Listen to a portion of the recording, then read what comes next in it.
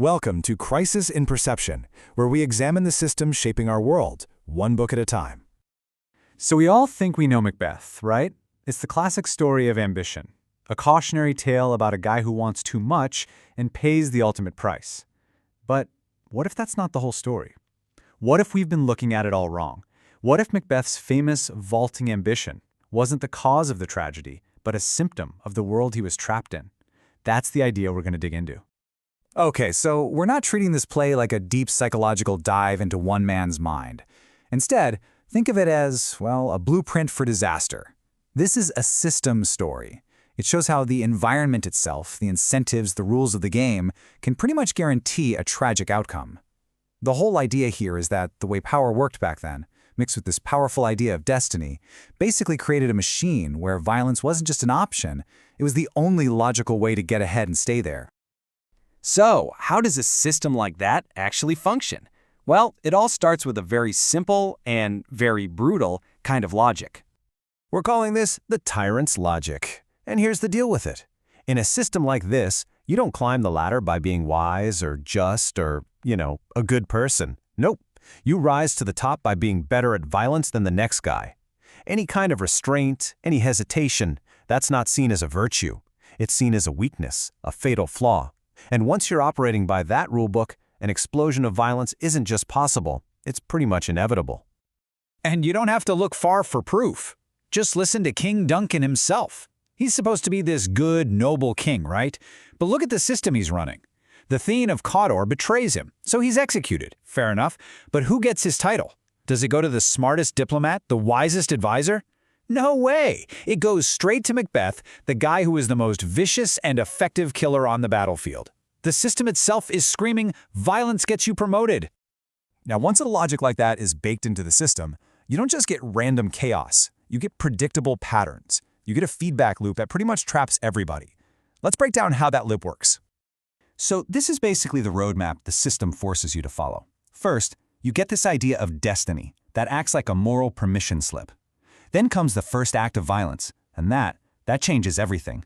It changes the person who does it, and it changes the world around them. That single act breeds paranoia, which leads straight to spying and getting rid of anyone you suspect. And ruling by fear like that completely isolates you. You can't trust anyone. It all just feeds on itself, this loop of escalation, until the whole thing just collapses. And here's step one right here, the destiny framing. You see, what the witches give Macbeth isn't just a glimpse of the future. It's a whole new idea they're injecting into the system. Suddenly, murder isn't a crime anymore. It's fulfilling your destiny. It completely reframes the act. It gives him this incredibly powerful justification to do the unthinkable.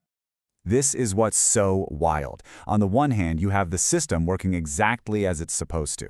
Macbeth is a hero. He's a worthy gentleman because he was so brutally effective in battle. His violence is rewarded with praise. But then, the prophecy gives that same violent impulse a new target, the king.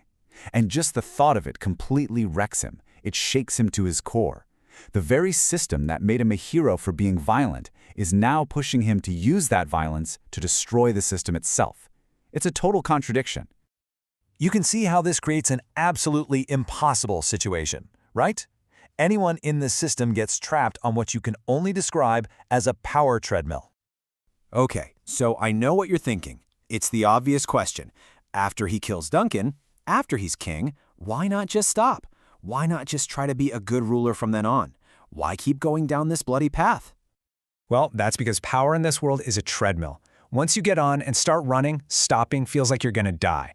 Think about it. Macbeth had to be violent to get the crown, but to keep it, he has to get even more violent. Any hesitation, any sign of mercy, it's going to be seen as weakness. And there's always another ambitious guy right behind him, someone who learned the rules by watching Macbeth himself. The system just demands that you keep running, faster and faster. And this treadmill runs on a pretty grim kind of fuel. Sure, fear works, for a little while. And yeah, violence gives you this illusion that you're in control. But all it really does is create more enemies. Every new threat just becomes an excuse for the next horrible act. And here's the real kicker. Once you burn down your own legitimacy to get power, you can't build it back up with force. It's impossible. You're just stuck, running faster and faster, with nowhere to go but down. So where does that leave us? When you look at the play through this lens, the tragedy isn't just about one guy anymore. It becomes something bigger. The big takeaway here is that the real tragedy of Macbeth might not be one man's personal corruption. It might be the tragedy of a system that was corrupt from the very start. It was a system designed to reward the most violent person in the room. In a world like that, a tyrant like Macbeth isn't some shocking exception. He's the logical conclusion. The very path the system lays out for you to get power is the same path that guarantees everything will fall apart. And that leaves us with one last kind of chilling thought. We always talk about Macbeth's vaulting ambition as his great personal flaw, but what if the play is asking something even more disturbing? What happens when ambition like that isn't a flaw at all? What if it's the only logical way to respond to the system you're stuck inside? This project is free and publicly accessible. If you'd like to support the time, tools, and research behind Crisis and Perception, you can become a supporter on Patreon. For a longer audio-based analysis of this topic, see the deep dive linked in the description. If you enjoy this kind of systems-level analysis, please like, subscribe, and comment with books or topics you'd like us to explore next.